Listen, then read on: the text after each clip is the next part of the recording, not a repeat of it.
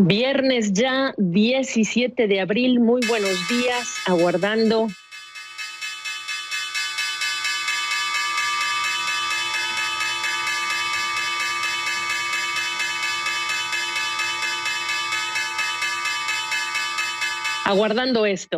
esto que marca el inicio ya de las operaciones electrónicas, reiteramos siempre, de la Bolsa de Valores de Nueva York, en Estados Unidos en general.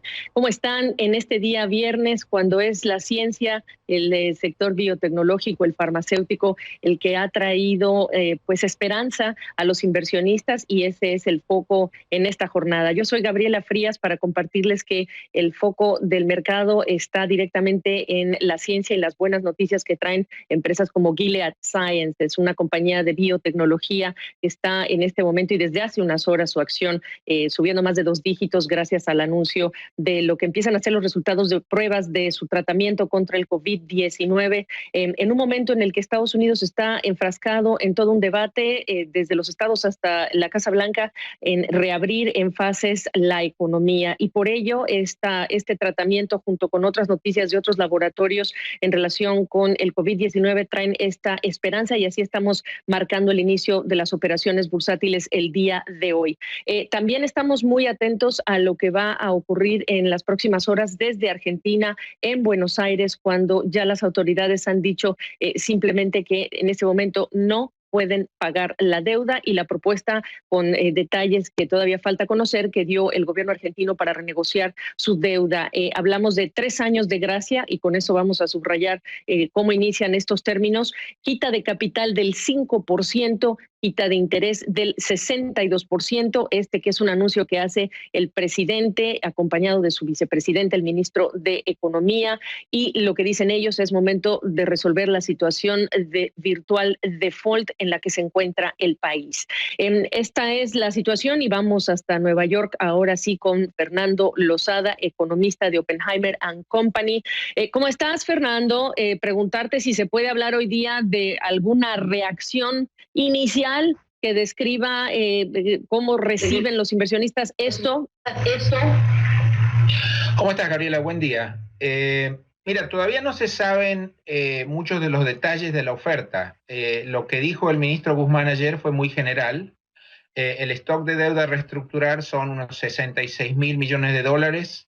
El gobierno está solicitando una moratoria de 3 años y a partir del año 2023 recién comenzaría a pagar cupones de interés muy bajitos, que deberían ir creciendo en el tiempo. Pero el mensaje muy claro fue que Argentina no puede pagar nada de servicio de deuda externa, ni deuda con el sector privado, ni deuda con organismos multilaterales. Yo creo que por lo menos en los términos que se anunciaron ayer va a ser muy difícil que el gobierno llegue a un acuerdo con los bonistas. Ok, y dentro de eso la garantía de que este plan va a funcionar. Yo, como acreedor que tengo un bono, tengo que enterarme cómo vas a generar esos recursos para pagarme.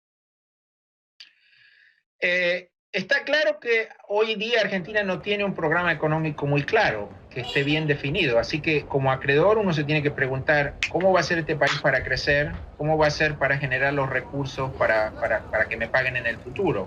Argentina, recuerda, ni siquiera hay un presupuesto para el año 2020. Es decir, que estamos navegando en aguas muy poco claras. El otro tema pendiente, te diría, es el rol del Fondo Monetario Internacional.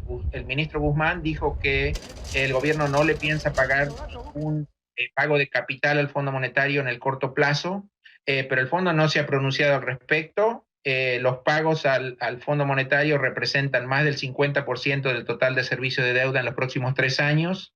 Ese es otro problema con los bonistas. ¿Quién va a querer acordar con Argentina si todavía no se sabe si al final el fondo va a cobrar antes que uno? Alejandro Werner, el director del Departamento del Hemisferio Occidental del FMI, en esta conferencia de prensa que dieron hace unas horas ayer por la tarde, se le preguntó, acababan de salir los detalles de lo que se anunció ayer desde Buenos Aires.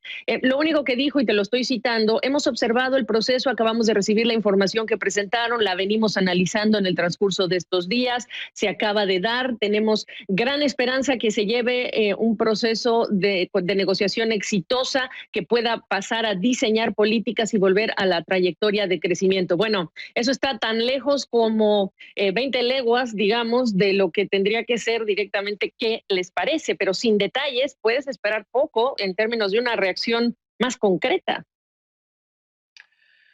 Bueno, hay dos temas allí. En primer lugar, el mismo ministro Guzmán reconoció que no hubo acuerdo con los bonistas hasta ayer.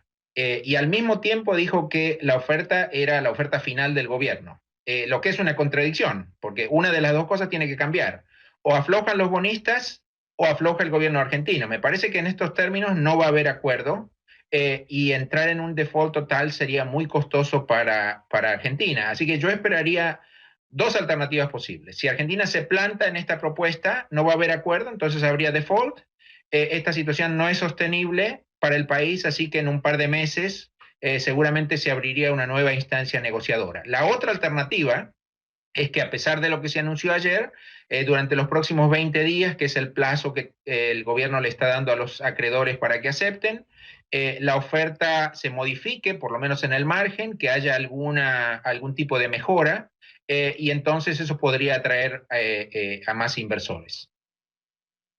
No olvidar que en años pasados estas reestructuraciones, en el caso argentino, pues han llegado a todo lo que es esa judicialización.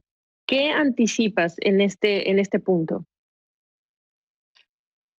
Ah, bueno, el mensaje de ayer tuvo una carga política bien importante, porque el ministro estuvo rodeado por el presidente, por la vicepresidenta y también por líderes de la oposición política.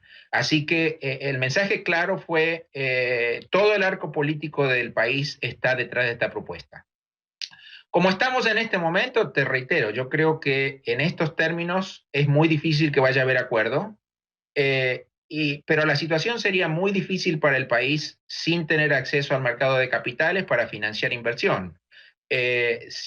Además, si el gobierno entra en default, esto le va a dificultar mucho a las empresas privadas obtener financiamiento. Así que yo creo que el próximo mes, los próximos 2 meses probablemente vayan a ser muy difíciles, sobre todo si no hay un acuerdo inmediato. Pero me parece que, de nuevo, dado que esta situación es insostenible, no hay Sí. ninguna otra alternativa que eventualmente sentarse a negociar. Dame el calendario para ajustar las expectativas. Corre tiempo a partir de hoy, corre tiempo a partir de esta tarde, de lunes. Y eso es bien importante, Gabriela. El gobierno anunció lineamientos muy generales de la propuesta ayer. Como te dije, es muy difícil hacer evaluación sin detalles. Los detalles seguramente van a aparecer hoy, porque el gobierno tiene que hacer un filing de la propuesta con la Securities Exchange Commission aquí en Estados Unidos. Así que vamos a conocer los detalles hoy. La semana próxima, el 21 de abril, hay un pago de unos $500 millones de un cupón de bonos globales. Me parece que ese pago no se va a hacer a menos que haya un acuerdo antes del 21, y eso se ve bien difícil. El gobierno dijo ayer que le da 20 días de plazo a los bonistas para que logren un acuerdo. Si no hay acuerdo durante esos 20 días, entonces todo el periodo de gracia se consume y Argentina entraría en default. ¿Entra solamente la ley estadounidense que le tengan que avisar a la Comisión de Valores de Estados Unidos, o hablamos de deuda que también está bajo leyes británicas, además de la local, por supuesto, Fernando? Lo que se anunció ayer es toda la deuda externa que está bajo ley extranjera. Argentina también tiene bonos denominados en dólares que están regidos por ley local. Esos se van a manejar de manera independiente. La propuesta que fue anunciada ayer se refiere solamente a la deuda en moneda extranjera y bajo ley extranjera. Ok.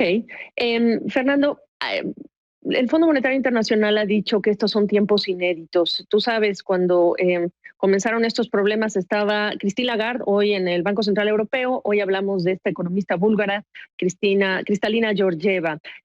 Kristalina Georgieva ha reiterado en su mensaje que aquí la prioridad es salvar vidas y que hay que pensar distinto. ¿Anticipas que el COVID-19 traerá ese pensamiento distinto para encarar lo que toca al caso argentino? Yo creo que sí. y el cambio de actitud del fondo y de los organismos multilaterales no solamente va a estar enfocado en Argentina, sino en todos los países miembros. La pandemia ha cambiado algunas prioridades y tanto el fondo como otros organismos multilaterales han adoptado una actitud más flexible. Incluso recuerda que el fondo en los últimos días ha lanzado nuevas líneas de financiamiento de desembolso rápido, incluso algunas sin ningún tipo de condicionalidad. Lo que esto te está sugiriendo es que el fondo va a ser más flexible con Argentina. ¿Cuán flexible? No lo sabemos. Por otro lado, hay otra cosa que uno no debe olvidar. La deuda con el fondo de ningún país, no solo Argentina, nunca se recorta. Ahí, en la deuda con el fondo nunca hay quita. Lo que puede pasar es que el fondo acuerde un nuevo programa con Argentina que requiera pagos diferidos en el futuro, pero a diferencia de lo que se hace con la deuda con privados, la deuda con el fondo nunca se recorta. ¿Cuándo anticipas, conociendo los detalles puntuales, concretos, los que faltan de la autoridad, que deberíamos estar pensando en la posición del fondo más clara? ¿En 2 semanas, 3 semanas, la próxima semana? Yo creo que el fondo va a esperar a ver cómo se resuelve esta situación durante los próximos 20 días para determinar si hay acuerdo o no con los acreedores privados. Y dependiendo de cuál es el resultado de las negociaciones durante los próximos 20 días, ahí vamos a tener una comunicación probablemente más clara desde Washington. Así que yo diría que estamos hablando de mediados de mayo para tener una versión más clara de lo que el fondo va a hacer. Y por último, muy breve, para ser viable esto, y todavía hay que hablar de una salida de esta crisis gradual en función de lo que pase a nivel médico, ¿cuáles son los motores de crecimiento argentino en este corto y mediano plazo, los más potentes? Bueno, Argentina sigue teniendo un sector agrícola que es muy importante. Ese va a ser el generador de divisas más importante que Argentina tenga en el corto plazo y en el mediano plazo.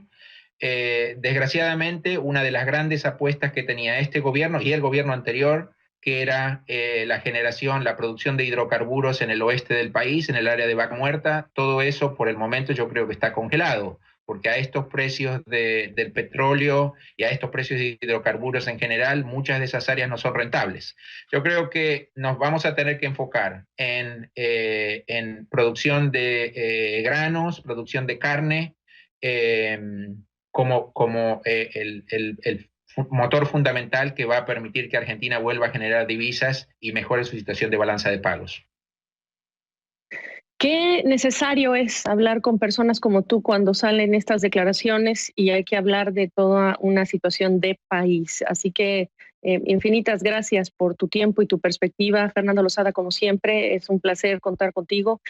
Gracias por esta oportunidad. A ustedes que nos están acompañando, reiterarles, por cierto, hablando de Vaca Muerta, el tema argentino en petróleo, pues los precios del petróleo están en mínimos de 18 años y eso le pega a Argentina, como le pega a Ecuador, como le pega a México, entre otros productores. Yo soy Gabriela Frías, los vamos a mantener actualizados. Por cierto, tenemos una conversación más tarde en el día con Alejandro Werner, el director del Departamento del Hemisferio Occidental del FMI. Argentina será tema obligado, así que los esperamos. Yo soy Gabriela Frías. Que tengan buen día.